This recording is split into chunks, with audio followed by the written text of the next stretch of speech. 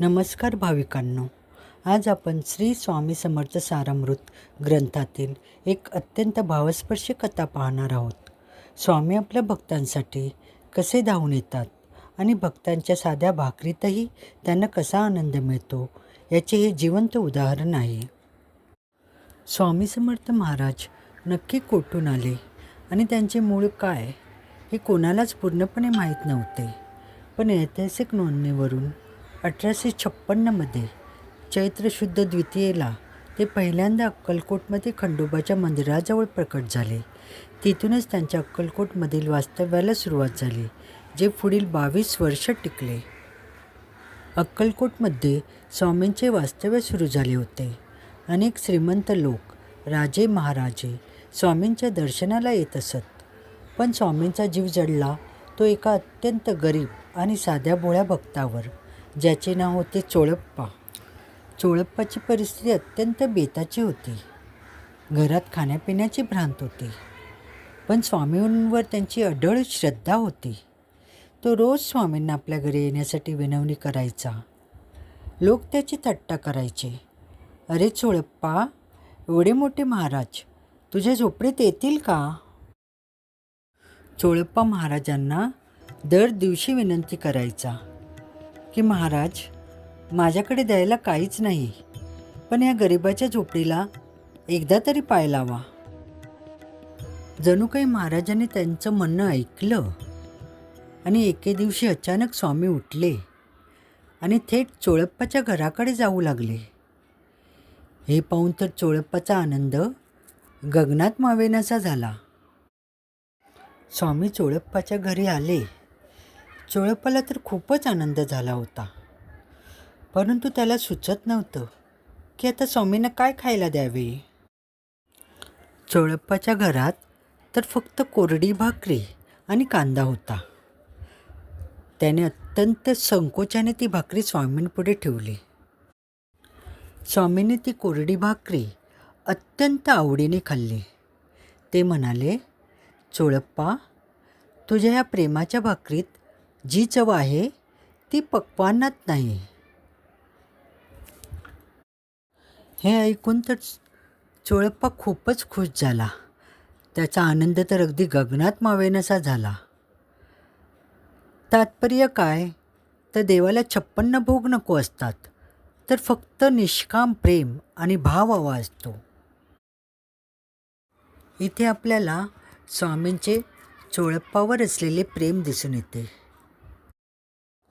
स्वामी सारामृत अध्याय 13 मध्ये राजमंदिरात त्यावेळेला स्वामी राहत होते. राजमंदिरात सगळीकडे आनंदी आनंद होता. त्यावेळेला एका भक्ताने स्वामींना चंद्रहार अर्पण केला होता, काही सणानिमित्त. राणीला तो चंद्रहार खूपच आवडला होता. तिला वाटलं की तो स्वतः घालावा, म्हणून तो हार तिने सुंदराबाईंकडे मागितला. सुंदराबाई म्हणाली, तो हार चोळप्पांजवळ आहे. हे ऐकताच राणीने जमादाराला पाठवले चोळप्पांकडे हार आणण्यासाठी. चोळप्पा म्हणाले, हार माझ्याकडे नाही आहे, बाळप्पांकडे आहे. बाळप्पांकडून तो तुम्ही घ्यावा. जमादार बाळप्पांकडे गेला तेव्हा बाळप्पा म्हणाले, हार माझ्याकडे आहे, परंतु त्यावर सत्ता चोळप्पांची आहे. जर मला चोळप्पा हार दे म्हणाले तर मी नक्कीच देईन. हे सर्व ऐकून जमादार राणीकडे परत गेला. राणीकडे येऊन जमादाराने सर्व वर्तमान ऐकवले.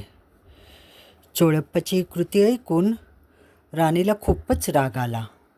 राणीने रागाने चोळप्पाच्या हातात जो कारभार होता तो काढून घेतला. जेव्हा चोळप्पा संकटात सापडला तेव्हा स्वामींनी चमत्कार करून त्याची सुटका केली. स्वामींनी त्याला अभय दिले की जो माझी भक्ती करतो त्याचे रक्षण करण्याची जबाबदारी माझी आहे. चोळप्पाच्या घरात कधीही अन्नाची कमतरता भासणार नाही, असा आशीर्वाद त्यांनी दिला. स्वामी सारामृतातील हा 13वा अध्याय आपल्याला शिकवतो की भक्तीमध्ये अहंकार नसावा. मित्रांनो, तुमच्याकडे काय आहे यापेक्षा तुमचा भाव कसा आहे हे स्वामी पाहतात. चोळप्पासारखी श्रद्धा ठेवा, स्वामी नक्कीच तुमच्या घरी येतील. श्री स्वामी समर्थ. जय जय स्वामी समर्थ. अशा प्रकारे स्वामींना निस्सीम सेवा आवडते. तुम्ही अशीच प्रेमाने सेवा करा. स्वामींचा आशीर्वाद नक्कीच तुमच्यावर राहील. स्वामींचं ब्रीदवाक्य लक्षात आहे ना? भिवू नकोस, मी तुझ्या पाठीशी आहे. त्याप्रमाणे स्वामी नक्कीच तुमच्या पाठीशी राहतील. स्वामींची मनोभावे सेवा करा. जमेल तशी सेवा करा. त्याच्यासाठी थोडा वेळ काढा. पारायण करा, नामस्मरण करा, तारक मंत्राचा जप करा. स्वामींचा आशीर्वाद नक्कीच तुमच्यावर असेल. व्हिडिओ आवडल्यास लाईक, शेअर, सबस्क्राईब करा.